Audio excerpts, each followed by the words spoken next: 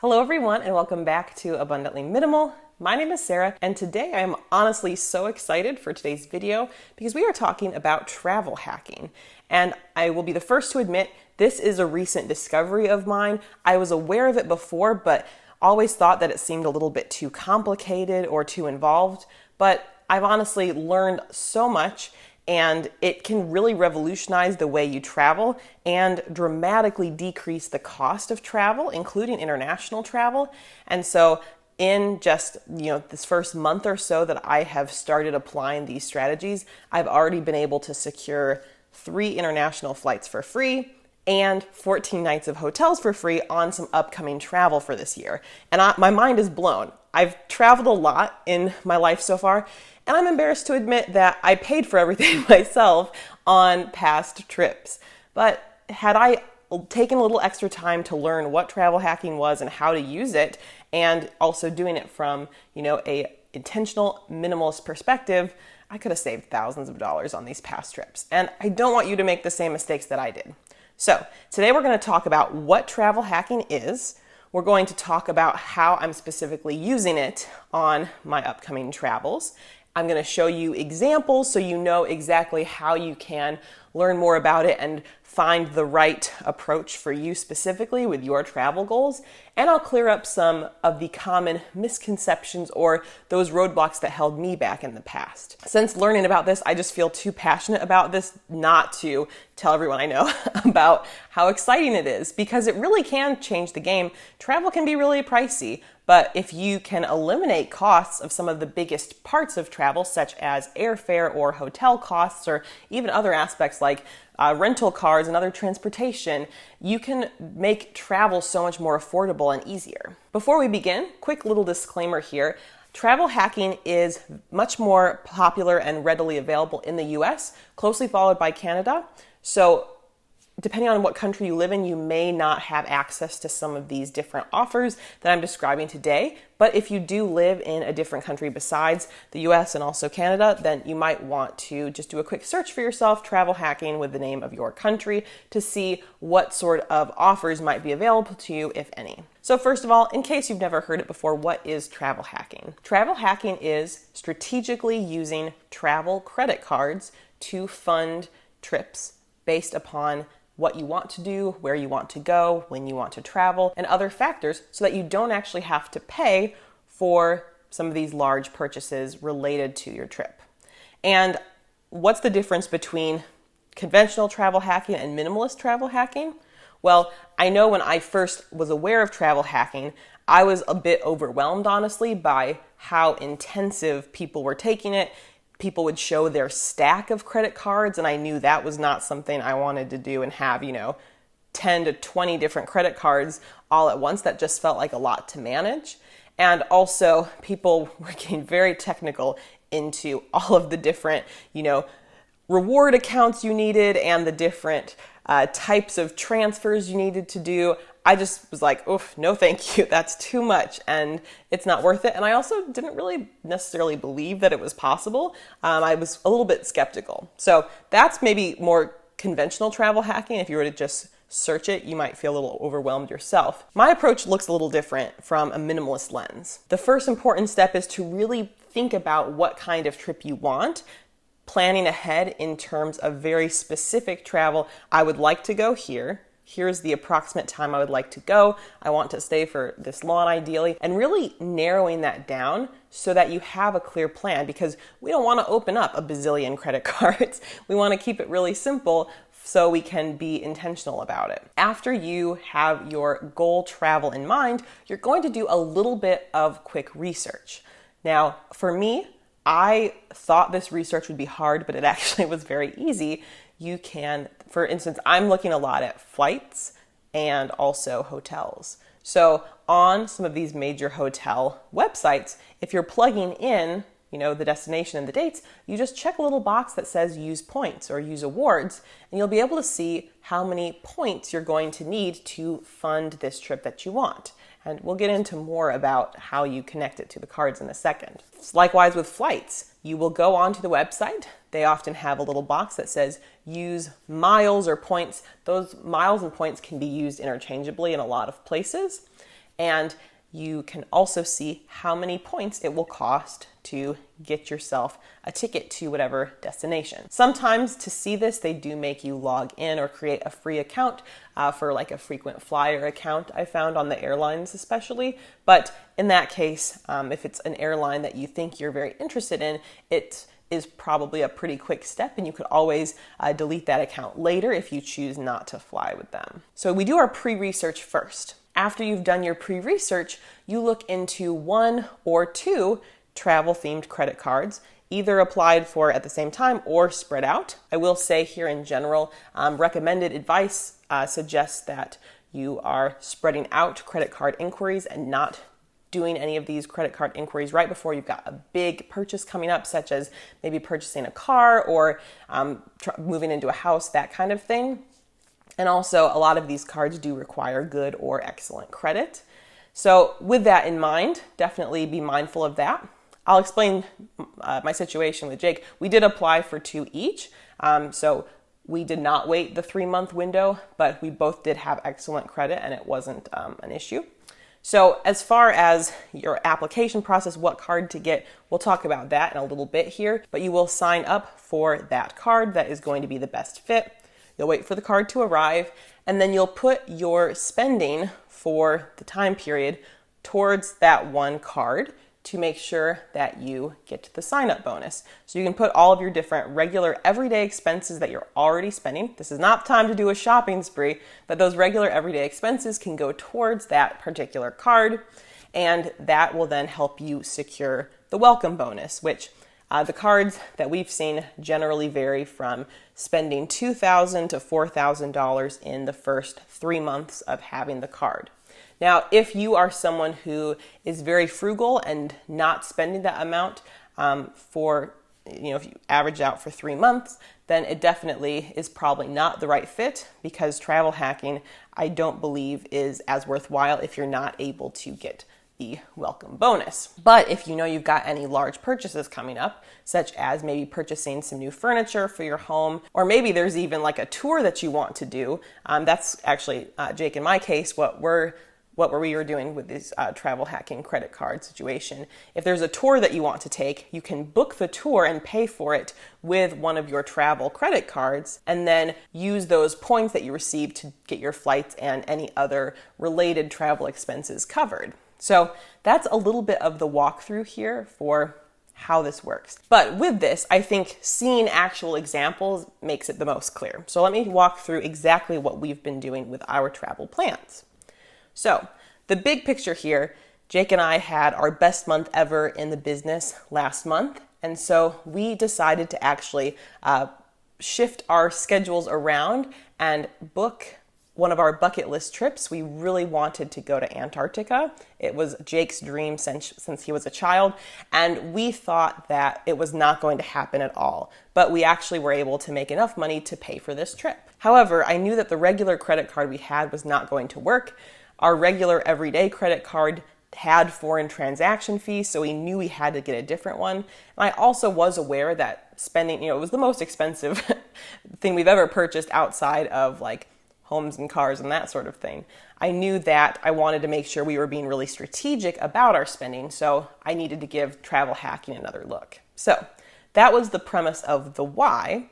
And so in doing a lot of research, we identified 2 travel credit cards that we find to be far and away the best available, on the market, and very specific. The first one that we really like is the Capital One Venture card. If you spend $4,000 in your first 3 months of having this card, you receive one of the biggest sign-up bonuses that is available, and that's 75,000 miles, which we have found can cover Jake and I both for international flights. 2 of them have come from this welcome bonus. So that's a very generous offer. And you get 2 points, or 2 miles, I should say. 2 miles for every single dollar that you spend on any category. This is the most general card we found where it applies to everything. Our other recommended card we also really, really like, but you only get the double points on travel and restaurants. So it might be tougher for some to get their way to the points that they want because it's only those specific categories. So that's what's great about the Capital One Venture Card. You can either redeem your points directly through the Capital One Travel Portal, which is an option, and you can also even just pay yourself back for travel you've already booked with the card. So let's say you spent $200 on something travel related, you can just pay yourself back with the rewards at a 1-to-1 ratio. But how we have found it to be most effective is actually through transferring these points to one of their, I believe it's around 15 to 17 different partners that they have. Capital One's partners are mostly airlines. In our personal situation, the airlines that we would most likely be using would be British Airways, Turkish Airlines, and Air Canada. Those are three of the programs that were very easy for me to navigate, and I was very pleased with the point values. For instance, I've always wanted to go to Istanbul, Turkey, but haven't had the chance yet. And a $719 flight from Chicago to Istanbul on the dates we'd like to go costs 30,000 points. So Jake and I can both go, basically, over a $1,400 value with just 60,000 points. So that's an example of one of the specific flights that we've booked because we always wanted to go there and we were able to do that. It's really cool because a lot of these airlines also have many travel partners. So it's possible that even if you can't transfer these miles directly with your preferred airline, if they're in network with one of the partners, that's an easy way to get around that. With this, as you'll see, it's definitely important to reflect about where you want to go so you can apply to the card that makes the most sense. A couple other quick things I'll add, even though I'm skimping on talking about all the benefits. What's nice about this card is that it does give you global pre-check so you don't have to wait in some of those security lines or customs lines, which is really nice. It also gives you coverage, insurance coverage for if your luggage gets lost or if you're in a rental car and something happens, which is really cool. There's a whole booklet of benefits, and there is a $95 fee. So a lot of these cards today do have a fee, a $95 fee generally, or maybe their first year is free and then there is a fee in the future. I found in making the comparisons, generally, the free cards are giving you a tiny fraction of the benefits. So if you are planning on travel, which is probably why you're watching this video and you're still here, the idea is it is likely going to be a meaningful investment. So just wanted to put that out there. The other travel credit card that we found to be the best for our needs is the Chase Sapphire Preferred Travel Credit Card. And this card is also great. It does have a strong sign-up bonus, which is 60,000 points if you have spent $4,000 in the first 3 months. So with that in mind, they are very similar in the sense that you can pay yourself back for travel purchases you've made. You can also redeem them within Ultimate Rewards, which is like Chase credit cards points home base, but they also have a lot of transfer partners, and Chase's transfer partners are better with hotels. They have more hotel options. Any of the Hyatt hotels, Marriott hotels, or IHG hotels, which is like the Holiday Inn brand, I believe. And then they also have flight partners too, even some of the same flight partners as the Capital One. If you are from the US, United and Southwest Airlines also are travel partners. So you can look into those travel partners and see if the points for your particular destination, like if it's within the US, are available there. I was very impressed when looking at some of the flights and the point cost specifically with United and Southwest. So that was definitely a perk for me. This card is a little bit less flexible than the Capital One Venture card because the only extra points that you get are with the restaurants and travel bookings, not all of your expenses, but I find that the rates of point use is very interesting.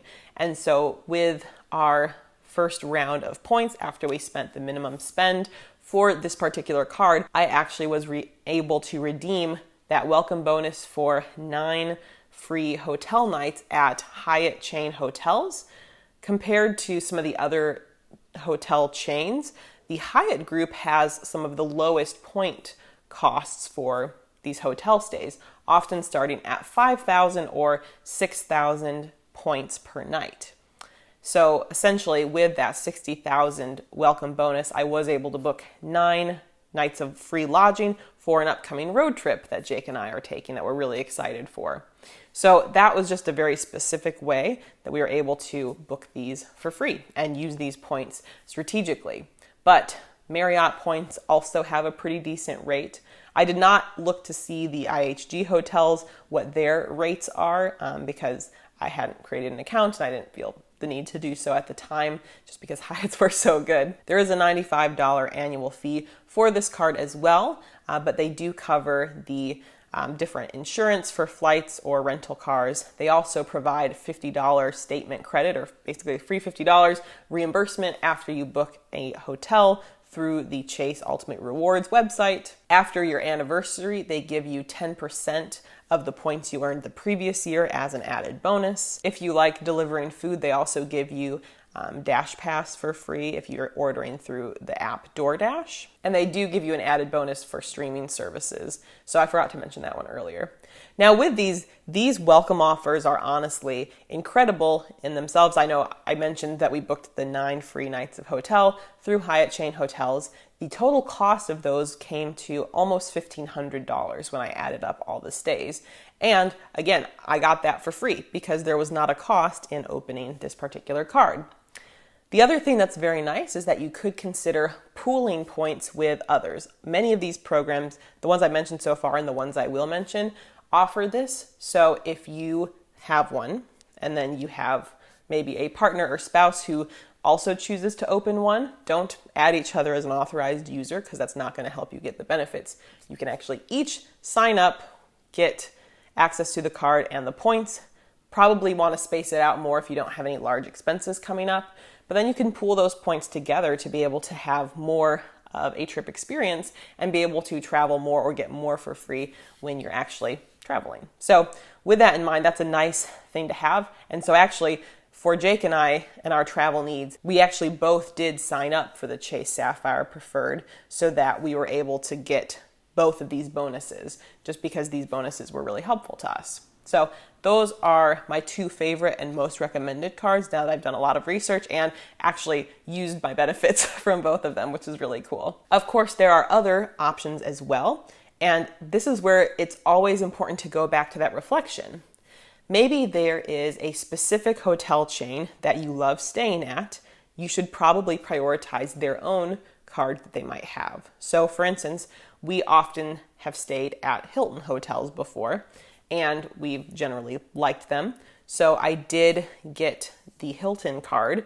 Not only did it come with points that I was able to use for 5 free nights through the particular hotels I picked, that brings us to 14 total, like I mentioned, the 9 with Hyatt and the 5 with Hilton. But it also came with a lot of other benefits. I became gold tier, which means you get free breakfast or free meal credits at the hotels you're staying at. It gives free room upgrades if they've got something better, some other perks as well. So for us, we thought that was very worthwhile. Not only do we get the free nights, but since they have generally been the hotel chain we've stayed the most at out of the major chains, we thought it was a good fit. And yeah, we're quite excited about it with our upcoming road trip.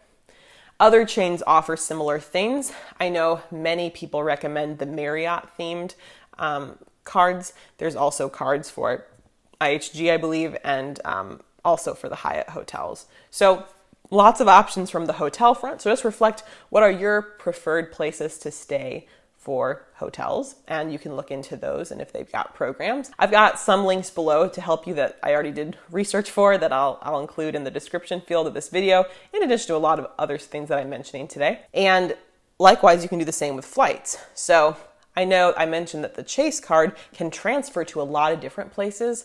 I love that flexibility, but let's say you do have an absolute favorite airline that you like to travel with, whether they're a partner or not of these other cards. Well, you could consider getting their credit card specifically. So American Airlines is not a travel partner on the Chase card or the Capital One card, so maybe you go directly with them to get their particular card. Maybe you also get like the separate Southwest card, and then you even can pool some of your extra points from Chase. Those are just some examples of how you want to research your own needs and see what works for you. Some of these cards also will not have you pay the annual fee the first year. So the Hilton card that I talked about getting, that one actually did not have a fee the first year. So that was very cool. It's not till the second year that you have it, and you could always choose to downgrade the card in the future if you wanted to do that, if you didn't want to pay the annual fee. Other cards like the Marriott card I mentioned, they do have an annual fee. However, when that fee is paid, you've earned another free night that can be used up to, I think, like a $350 or $400 a night hotel. So the $95 fee, you can actually get a lot more than that, even just, with how they kind of offer that little benefit. So we've had a chance to talk a lot about different travel hacking options here. But I want to reiterate, it's not about getting all of the cards. It's not about doing all of this. It's about reflecting what kind of trip you want to take, where you want to go, and then choosing very strategically which card or two are going to be the ones that you choose to go for. And in our case, just to walk through, our order, Jake and I each applied for two. We did the research ahead of time. Jake started with the Capital One Venture. I started with the Chase Sapphire Preferred because those we thought were the best cards.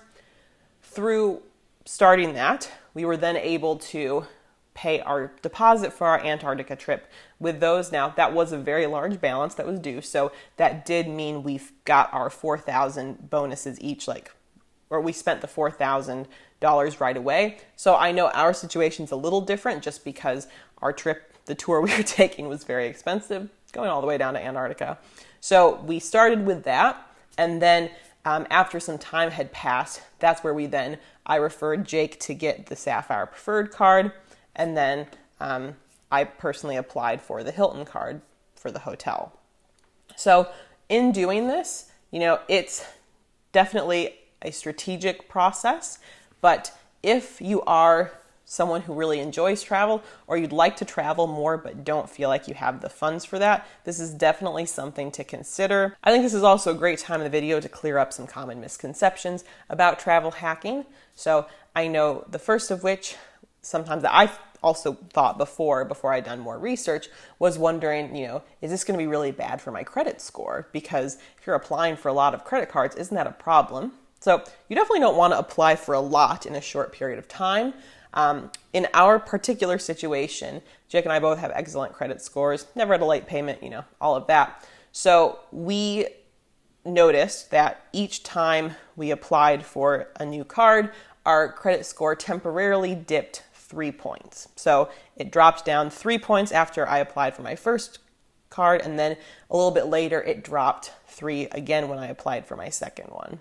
But I was also doing this in the same month. However, after just a couple weeks after I had applied, my credit score actually went up. So it regained the 3 points, but also my credit score went higher than it was before because I have more credit available now. So there's a lot of factors that go into calculating credit score, and the number of recent inquiries is a part of that, but also the overall credit available to you and the percentage of credit that you're using are also big factors. So the reason it went up is because with adding these 2 additional credit cards, the amount of credit I could have out at one point went up quite a bit. The point here is to not view it as time for a shopping spree and really, using all this. This is all about strategy here.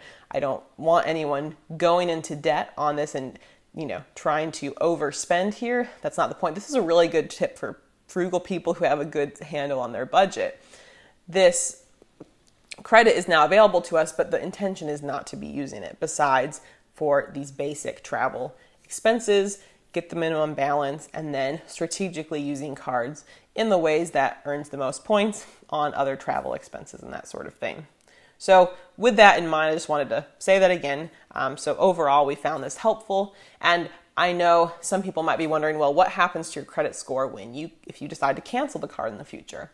I don't know that from personal experience because I just got these and I don't have plans to cancel them, but I do know that some of the maybe leaders in the travel hacking space have talked about this. One of the websites I enjoyed looking at and was very helpful was nomadicmat.com, I believe.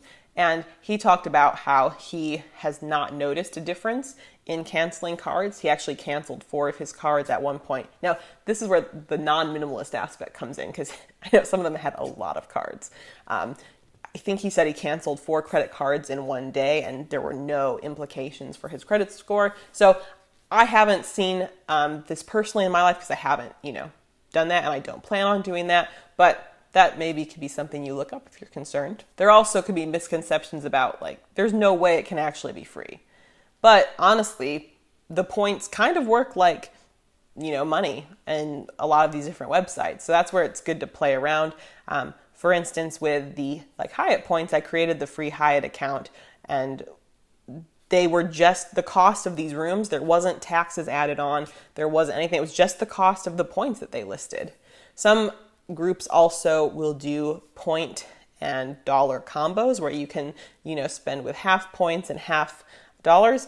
Your rates are not going to be as good. So that can be an option if you're basically out of points and you don't wish to, travel hack more. But it's definitely best if you can pay fully with points for these different options. And I know in our case specifically, it's also very cool because a lot of I think actually almost all of the flights and hotels that we've booked with points for free are also refundable up to a couple days before the trip.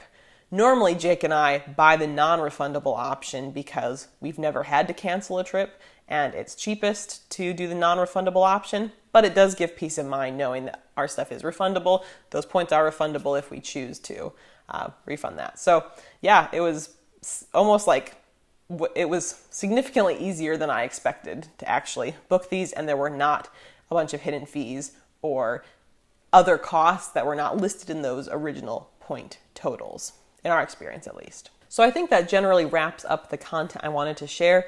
I know in addition to what we've already used our points for, I know we're very excited. There will be a total of 5 international flights that we're taking over this next year, some back and forth, going from Chicago to Buenos Aires, Argentina, which is where our tour starts for Antarctica, and then back. So we're excited to be booking those for free, hopefully. And then we've got the 3 international flights, some of which are booked for a couple of the destinations we're going to in Europe, Africa, and Asia a little bit later this year. So we're definitely very excited about the options that we have. And I think that's why I'm so excited about sharing this, is because it's unlocking opportunities that I know we didn't think we would continue to have. We didn't think we had much international travel in the works for this year, but when you don't have to pay for the flight, it really does change things.